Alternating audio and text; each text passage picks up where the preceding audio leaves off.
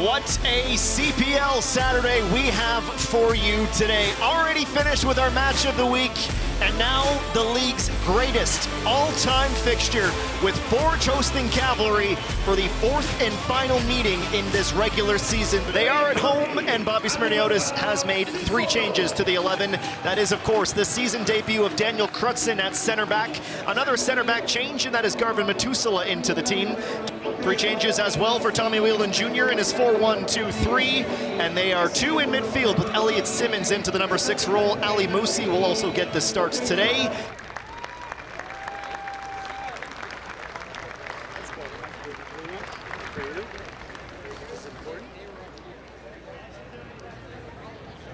Here to present Tristan Henry with a commemorative jersey in recognition of achieving his 100th match for your Forge FC, please welcome Director of Football, Kostas Smirniotis.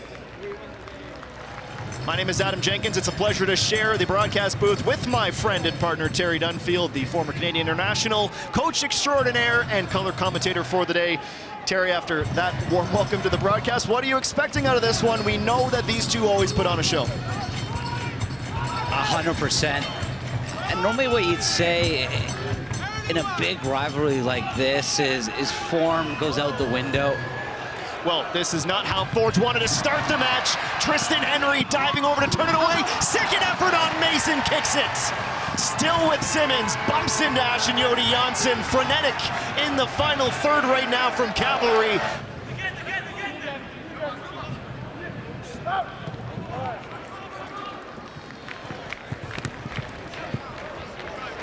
This is Chouanier as Cavalry can't clear their half of the pitch. Chouanier to the right, the strike!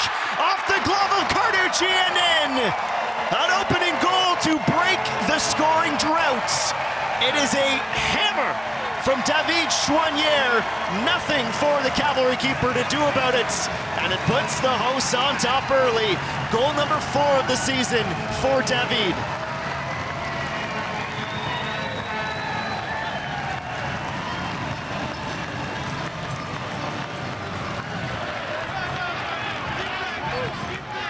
Crutzen looking like he hasn't missed a beat. That's a couple of crunching tackles that he has gotten perfectly right each time.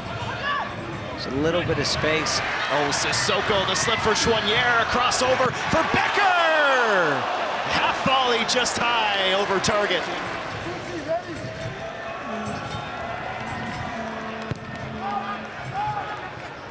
Returned, oh, Borges completely left vacant. Following up, Samuel going for the glory. And 7 cautions now in the season for Escalante. Just one back of Trafford and Johnston, who have the most on 8. Lovely little turn from Sissoko, leaves it for Borges. Almost started and finished the attack. Casillas, better from him. Crutzen forward for Casillas to Becker, gets it right back, Casillas, punched away, Carducci! Oh, he gets a piece of the follow-up, but he's beaten by Abubakar Sissoko. Disastrous in defense that time from Cavalry, and Sissoko makes them pay. It is a man who had never scored a professional goal prior to this season. He has done so much offensively for the Hammers. He is rewarded for following up once again. Maybe the lob, was he trying to come across to Tristan Borges? It was a nice build. Good work down the left-hand side. Nice distribution from Tristan Henry. This is Cantave. Outside of his foot for Escalante and returned, lofted it for Musi! Game on, says Ali Musi. Brilliant sequence in midfield.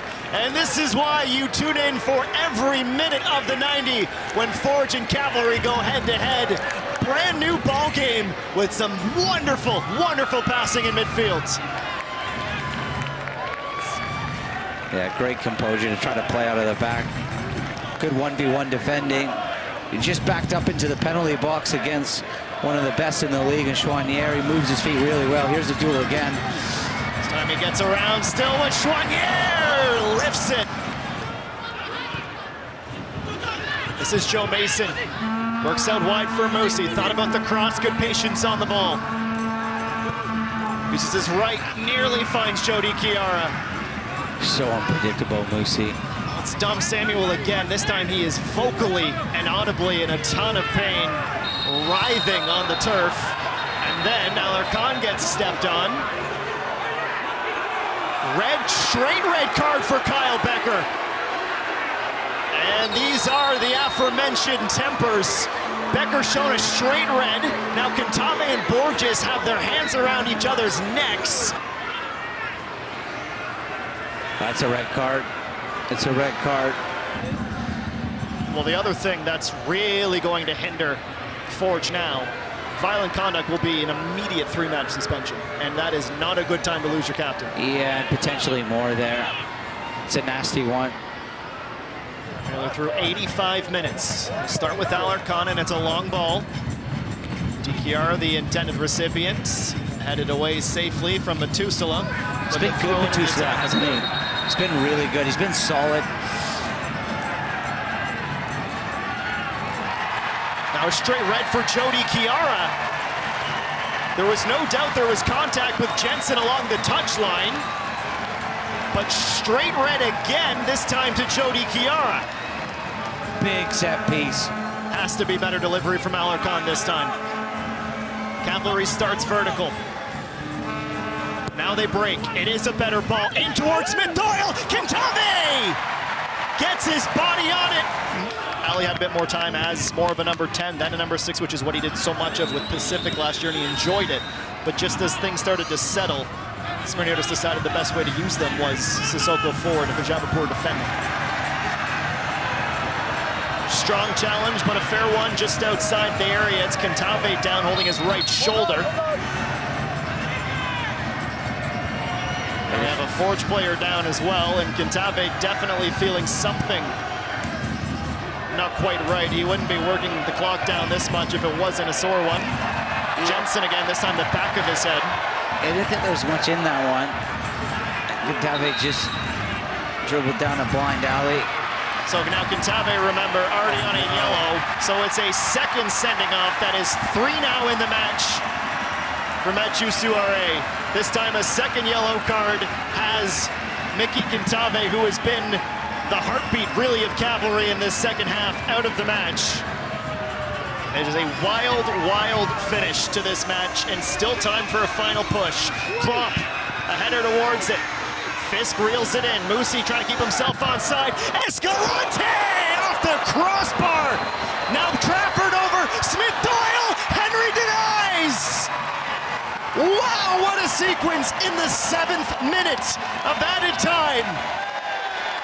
Wild to the wire, but it looks like Forge are going to do just enough to hang on and get the victory.